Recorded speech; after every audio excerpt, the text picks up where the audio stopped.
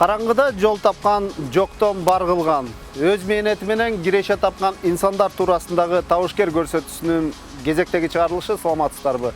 Бүгүнкү көрсөтүүдө биз 2012-жылдан бери иштеп келе жаткан Кыргызстандагы жападан жалгыз, жараксыз дөңгөлөктөрдү кайра иштетүүчү ишкана туурасында айтып бермекчибиз.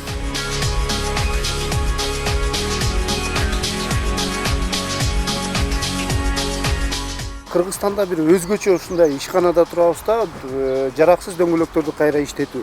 Качан ачылды эле? Идея эмнеден пайда болду эле?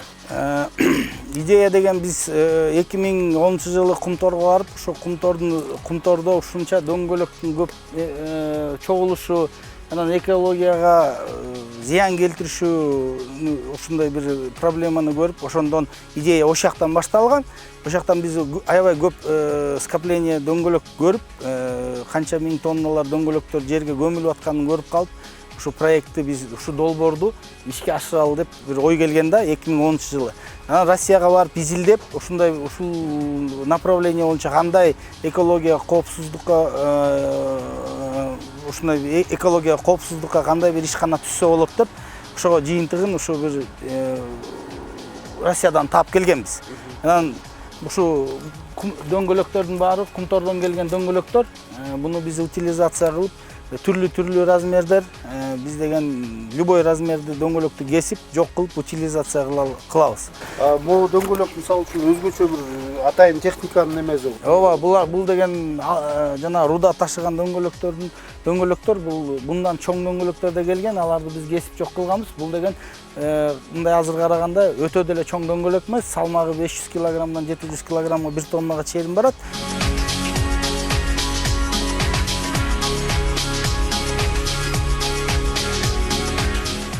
Дөңгөлөктөр бул жерге түшөт, андан кийинки процесс эмне болот?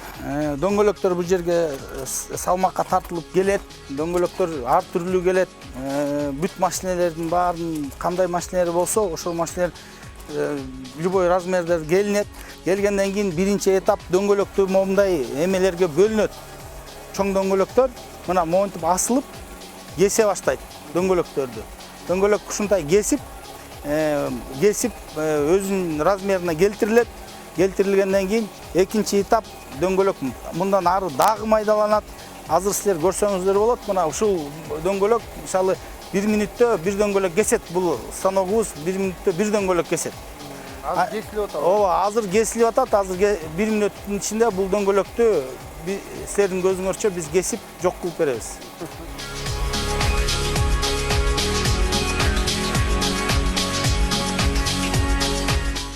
Бул жерден 1 мүнөттүн ичинде эле чоң дөңгөлөктөр кезилип бүтөт экен, Андан кийинки кайсыл жагына кетет? Андан кийин бул атайын оборудованиясы келет дагы кесиле баштайт. Бияка деген любой дөңгөлөктөрдү кесет. Бул оборудованиясына өзүңөр көрсөңөр болот. Бул деген кичинекей дөңгөлөктөн мондай чоң дөңгөлөккө чейин бүт кесип, кичинекей кусокторго майдалайт.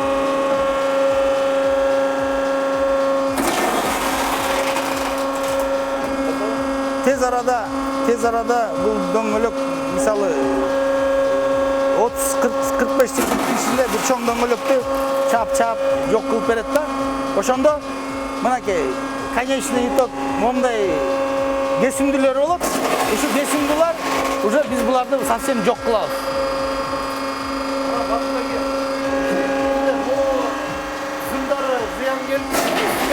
Жок, бул зымдарды деген биз деген бөлгөндөн кийин металлоломго өткөрөбүз, тапшырабыз. Анткени бул деген кайра иштелет.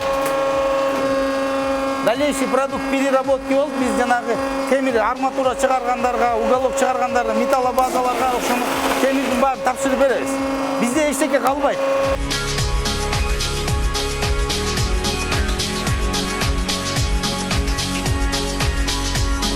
Эгерде бул дөңгөлөктөр кайра иштетилбегенде, эгерде күйгүзүп буну жок кыла турган болсо, кандай зыян алып келет?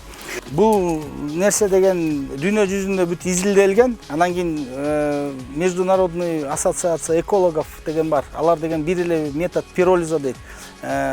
Метод разложения методом пиролиза дейт. Анан мен сиздерге азыр ушу оборудование көрсөтөм. Бияктан деген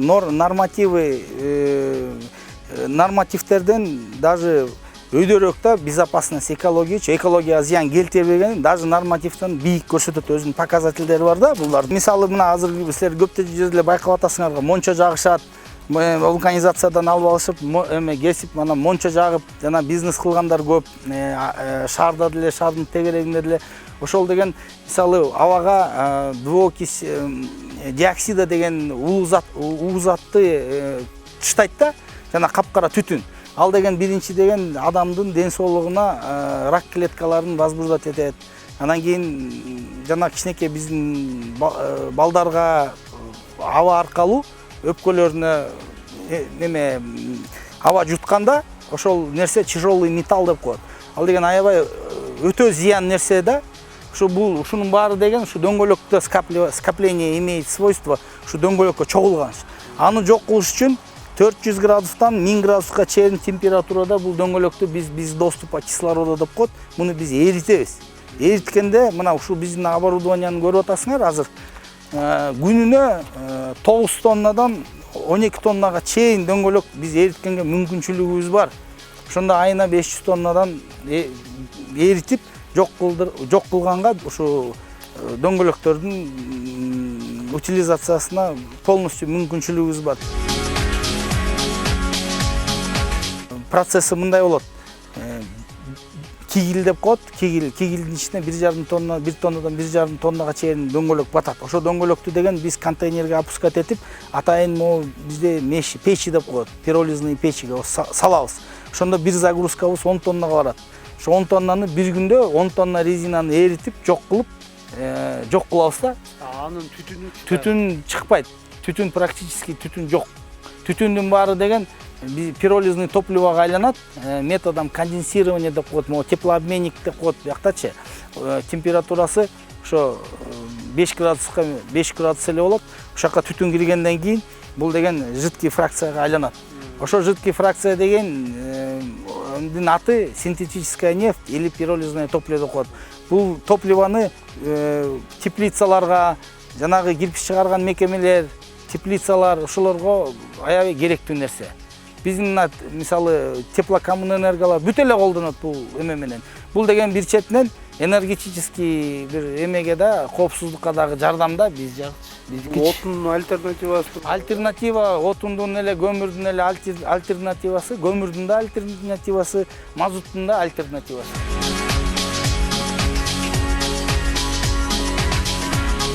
Бизге кайрылгандар болот, келет, сурап, биз бекер эле жөн эле беребиз, мисалычы, конечный продуктучу, анткени деген ар бирибиз баарыбыз бири-бирибизге жардам берип, баары-бирибизге көмөктөшүп, өнүккөнгө жардам берсек, мамлекет да өнүгөт. Ошон үчүн бизге кедейлер, теплицалар келип калат, эмелер келип калат, кыйналган ушундай бизге окшош ишкерлер келип, каражатыбыз кыйын болуп атат, эметкенден биз 1 тонна, 2 тоннадан болобу, өзүбүздүн шартыбызга жараша бекерде берүүчүгө мүмкүнчүлүгүбүз бар. Беребиз, кайрылгандар болсо жардам берип турабыз.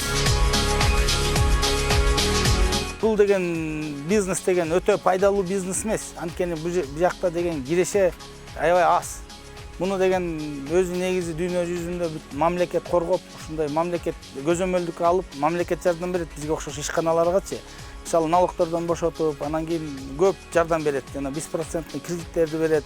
Анткени деген бул экологиянын коопсуздугу деген бул деген бүт кыргыз элинин баарынын иши, кызматы да. Кудай берген биздин ушу керемет Кыргызстан жерибизди экологиясын ушондой эле коопсуздугун ойлош керек. Мына мисалы внешний политика, ички коопсуздук, сырткы коопсуздук деп атпайбызбы? Экология деле ошондой деңгээлде коопсуздукта. Анткени экология деген биздин келечекте, биздин жаш муундарга, келечек муундарга биз кандай экология калтырып кетебиз, кандай эме кылабыз. Мына инвестициялар биздин президент жакшы иштерди алып барып атат, инвестициялар келип атат. Мен ойлойм, что ошо Темир Аргынбаевич Сариев жакшы премьер болуп, азыр жакшы маселелерди көтөрүп, ишке ашырып эметип атат. Анан кийин инвестициялар келип атат. Золотодобывающий компаниялар жер уйда башталды, Кудай буйрса. Бул деген бүт каражаттын баары мамлекеттин бели деп койсо болот, инвестиция. Мына өзүңөр көргөндөй дөңгөлөктүн башынан баягы аягына чейин келип келатабыз. Мынакей ушул пиролизный установкадан кийин эритилип, момундай синтетическая нефть деп коет. Мунун суюктугу ушундай болот. Кышында тоңбойт булчу. Биздин жана мазут бар го, мазуттун ушу бир түрү эле. Суюктугу ушундай болот да. Анан буну деген жанагы теплицалар, чоң мекемелер, жана эмеге газосиликатный заводдор, көп нерсеге жарактуу нерсе. Бул деле бул энергетический бир какой-то бир жардамда эмечи, мамлекеткечи, мисалы, муну больших объемах чыгарса, ТЭЦ-ка тапшырса болот, мына теплокоммунэнергалар, бул деген өзүнүн баасы да арзан болот. Температурасы 700-800 градуска чейин жара отдача берет. Бул мазуттан да көп берет. Эменчи жара анткени деген бул мунун составында бизде анализ кылганбыз, буга сертифицировать эткенбиз, муну лабораториядан өткөрүп. Бунда деген эң көп светлый нефтепродукт деп коет. То есть солярка менен бензиндин проценти жогоруда, бийик. Күз келет, кыш келет дегендей теплицалар, кирпичный завод, газосиликатный предприятиялар, перерабатывающий компанияларга ушул көп жардам берет эле да. Анткени мунун баасы да арзан. Анан бул өзүбүздүн продукт да. Мына ушуну менен ар бир эмгектин сөзсүз түрдө акыбети кайтат деген сөздөр менен табышкер көрсөтүүсүнүн кезектеги чыгарылышы соңуна чыкты. Саламатта калыңыздар.